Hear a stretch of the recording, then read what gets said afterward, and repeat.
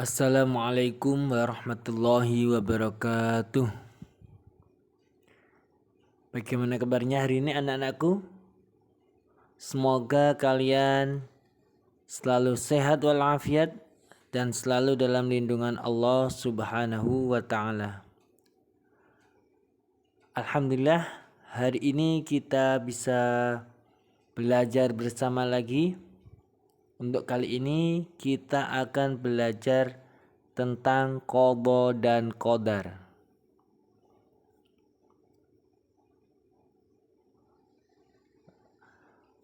Qada dan qadar merupakan salah satu dari rukun iman.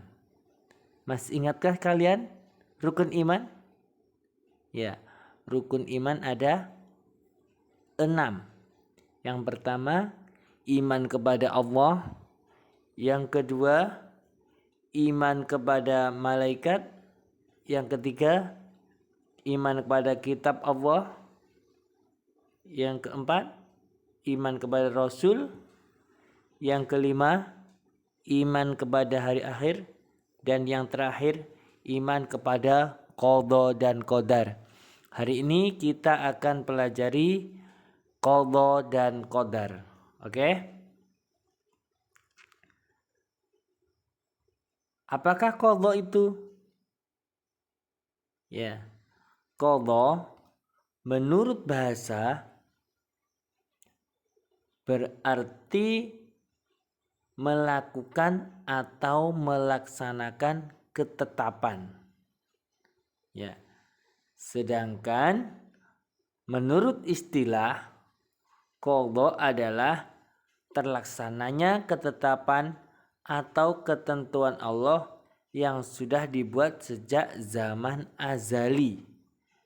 Nah, jadi ketentuan Allah yang sudah dibuat sejak zaman azali. Nah, zaman azali itu kapan? Zaman azali adalah zaman yang tidak ada batas waktunya, yaitu sebelum adanya bumi ini, sebelum bumi diciptakan. Nah, itu disebut zaman azali. Ya, tidak ada batas waktunya. Oke. Berikutnya, apakah qadar itu? Ya. Menurut bahasa, qadar adalah kepastian, peraturan, dan ukuran. Sedangkan menurut istilah, qadar adalah ukuran atau batasan suatu kejadian yang muncul setelah kejadian itu diciptakan. Bisa diartikan ini adalah wujud dari qadha. Ya. Wujud dari ketentuan Allah yang sudah ditetapkan sejak zaman azali. Kemudian qadar adalah termasuk kejadiannya. Ya, wujud dari qadha tadi, dari rencana tadi. Ya. Ya. Kemudian iman kepada qadha dan qadar itu seperti apa? Iman kepada qadha dan qadar yaitu meyakini dengan sepenuh hati bahwa semua yang terjadi atas makhluk ini merupakan ketentuan atau ketetapan dan kehendak Allah Subhanahu wa taala. Ya. Apa hubungan qadha dan qadar? Ya. Hubungan qadha dan qadar tidak dapat dipisahkan dan merupakan satu kesatuan. Qadha itu diibaratkan rencana, sedangkan qadar sebagai perwujudan atau kenyataan yang terjadi. Ya. Qadha itu rencana, kemudian qadar itu kenyataan yang terjadi. Ibaratnya seperti itu. Contoh qadha. Adanya siang dan malam. Ini sudah direncanakan atau ditetapkan Allah sejak zaman azali, adanya siang dan malam. Adanya kematian setiap makhluk. Matahari terbit dari timur dan tenggelam di sebelah barat. Itu contoh dari qadha. Kemudian contoh qadar.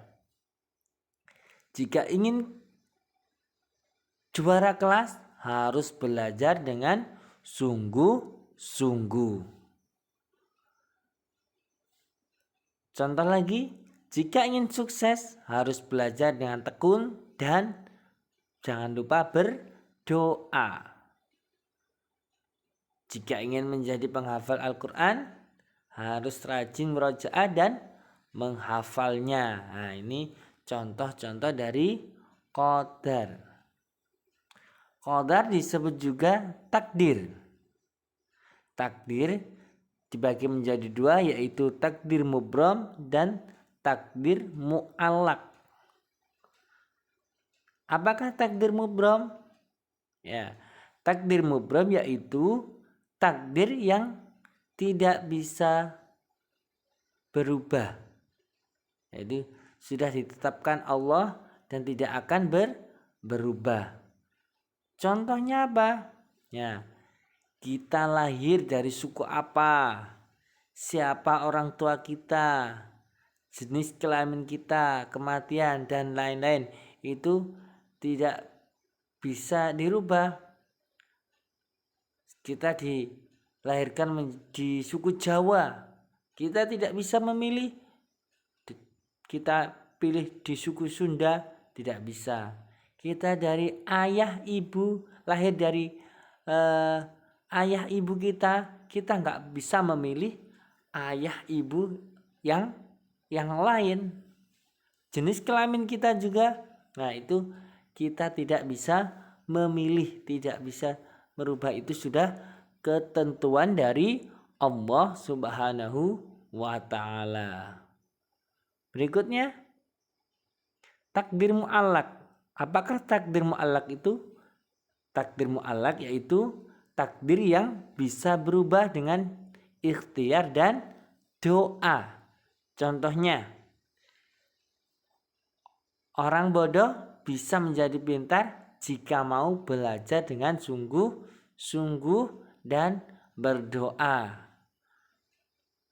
Itu contohnya. Contoh lagi, orang miskin bisa menjadi kaya jika rajin menabung dan jika rajin bekerja.